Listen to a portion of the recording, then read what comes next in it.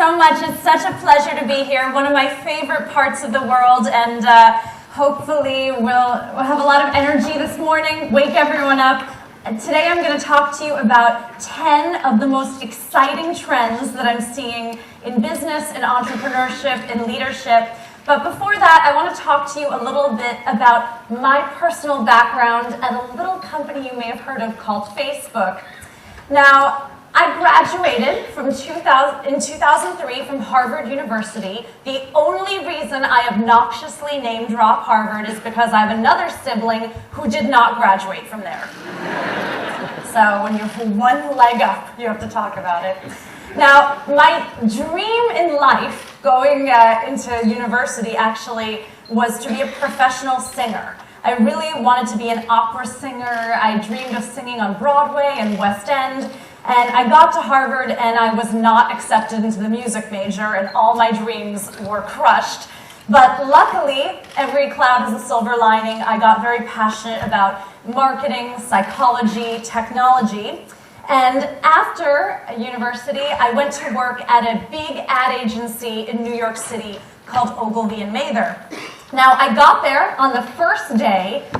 All of the entry-level hires started at the same time, and every single person got staffed on some glamorous celebrity campaign, except for me. I got staffed at a brand new team called Digital and Interactive Marketing, and I was pissed off. I wanted to be with the celebrities and all the television stars working on that. But again, 2 years later, all of those friends were still fetching coffee on television sets, and digital and interactive marketing was the fastest growing area inside of the ad agency. And it was around that time that I started getting phone calls and emails and text messages from my brother saying, hey, I'm starting this thing called the Facebook, and we could really use someone who knows about digital marketing. Translation, he needed someone who would work for free. That's really what he meant. And he said, okay, you're my sister, you need to do that. Now, I wish that I could look at you today and say, of course, I knew Facebook was going to be this multi-billion-dollar company. Of course, I immediately dropped everything and went to California. But no, I turned him down about a dozen times. I was like, I would never work for my little brother. Who would do something ridiculous like that? Luckily, he was very persuasive. And finally, what it took to convince me to give Facebook a shot was a free JetBlue airplane ticket. That is our discount airline in the States. And he said, I will buy you a JetBlue plane ticket, come out to California and see what we're doing. Out to California I went, and I thought, it's going to be so glamorous to be in the Silicon Valley. I've never been there. It's going to be amazing. What am I going to find? And then I basically found this. Yikes, the least glamorous thing ever. It was these dudes. They were coding in a house. I think they ate only Twinkies and Red Bull. Honestly, the entire time I was there, I didn't see any other food being consumed. And it was maybe the least glamorous place that I'd ever been. But what I did see was an incredible passion that I had never seen in corporate America. It was just, these guys had this real passion, really believing that they were building something that was going to change the world and change all of our lives. I had never seen passion like that before, especially from such young people. And it's contagious, that idea that you can build a company and own it and be part of it. And from then I decided that I absolutely had to join Facebook and had to be part of it. So California, here I come. All right, one-woman dance party on the stage. I worked at Facebook for about 6.5 years, and during my time there, I was one of the first batch of employees at the company, so I had my hand in everything. Over 6 years, I worked on global elections around the world, Olympics, major events, the aftermath of disasters such as the earthquake in Haiti. It was really amazing to be on the forefront of every single industry, governments, countries completely changing in every way through digital. I've reflected a lot since I left Facebook on what was it that really made Facebook so successful. Because when I joined, it wasn't clear that Facebook was going to be the winner in this space. There was MySpace, Friendster, Orkut, so much competition. So here's the 3 things that I think made Facebook very different and led to the success. The first was that the company launched with almost this fake exclusivity. Most websites, when they launched, they opened to everyone on day 1, but Facebook made it feel really special. First, they launched at only Harvard, and then they waited till enough students at another university asked for it, and then they would open there, and we would wait until we had about 50 or 100 emails in from a university asking for Facebook, and then open there. So we knew it would be a success even before we opened in a new market.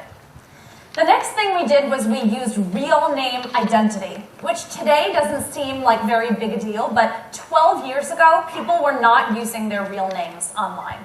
They were using pseudonyms, screen names, handles, and we all know from running our own businesses that being anonymous online brings out the absolute worst in people.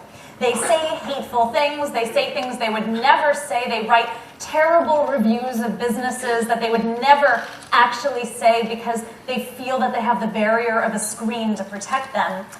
But on Facebook, we decided to change that. We decided we were going to require everyone to authenticate in and use their real name, which meant all of a sudden, people were nicer.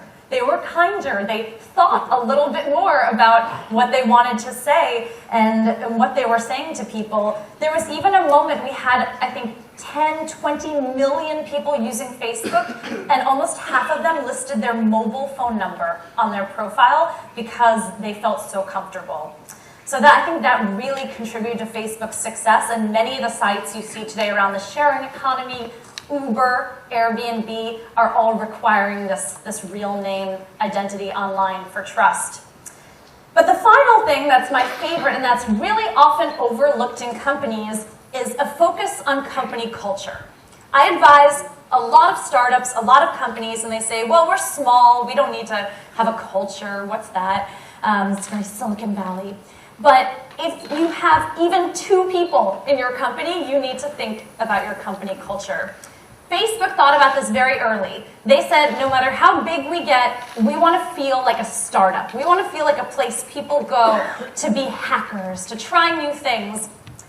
They started this thing called hackathons that they did every month. Now, if you're not familiar with a hackathon, you're going to think this is the worst idea ever. Just stick with me for a few minutes. At hackathons, we would pull an all-nighter at the office. But this was not a normal all-nighter. You could not work on anything related to your day job. You could only work on a passion project that you'd been thinking about and dreaming about, and now you're going to give yourself 12 straight hours to work on it. They usually had DJs and food trucks. It was really a fun atmosphere. I could never really stay beyond 1 or 2 o'clock in the morning. I have to sleep in a bed. But if you were still standing at about 7 or 8 o'clock in the morning and had a finished project, you would get up on stage like this, tell all of your colleagues your project, and the best ones would actually turn into features on the site. So imagine being 18, 19 years old, getting up on a stage with an idea, and then it's seen by over 1 billion people. That's the kind of impact. And suddenly, as a company, we had this amazing culture where people felt like a good idea could come from anywhere. They didn't have to wait for their boss to tell them what to do, or they didn't have to wait for a project to come to them. All they had to do was wait for the next hackathon, and it could be their idea. Most of the ideas at these hackathons were ridiculous, though. I think there was one engineer who said, oh my gosh, I love Facebook and I love beer. How do I marry my 2 biggest loves? And built a keg that when you go up to and tap it, it takes your photo and posts to everyone what you're drinking. The worst invention I have ever seen in my life came from a hackathon. It was an engineer managed to hook up a trampoline to a phone, and when you jump, that became your lock screen. You had to recreate your exact jump to get back into your phone. So if you can imagine people were jumping for hours to get back into their phone. Worst invention ever. But what was so great about that is that suddenly there was no such thing as failure, no such thing as a bad idea. Can you imagine working in a place where you never have to be afraid of having a stupid idea, or like at a hackathon it's just you and your creativity and your mind, and that was my hands down favorite thing about working at Facebook, was that just the entrepreneurial spirit and hacker culture and absolutely every person and everything about that company. So hopefully that inspires you as I take you through my favorite 10 trends in business to think about how to inject a little more creativity, hacker spirit, and getting over a fear of failure in your own business.